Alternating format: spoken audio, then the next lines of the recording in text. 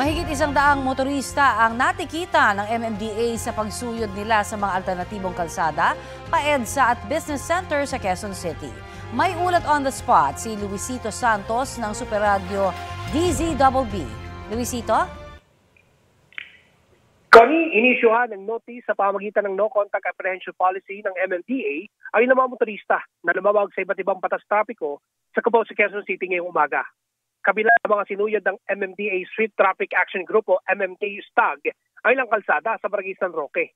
Kabilang ang kahabaan ng 20th Avenue, 18th Avenue, 6 Camarilla Street, 2nd Camarilla Street at East Road na bahagi ng mga alternatibong ruta patungong EDSA at Araneta City.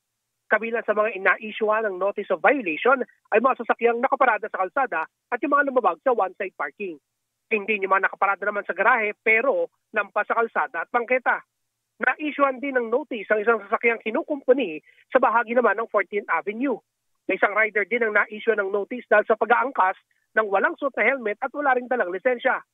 Ayon kay MMDA Stag Chief Colonel Bong Nebriha, layo ng kanilang operasyon na malinis sa mga kalsada na malapit at papunta sa mga pasyalan at mall na inaasahang dadagsahin ngayong Kapaskuhan. Aabot sa higit sa 100 notice ang inisyu ng MMDA Stag sa mga sasakyan at mga motoristang nababag sa mga batas trapiko. Balik sa iyo, Connie. Maraming salamat, Luisito Santos ng Super Radio DZBB.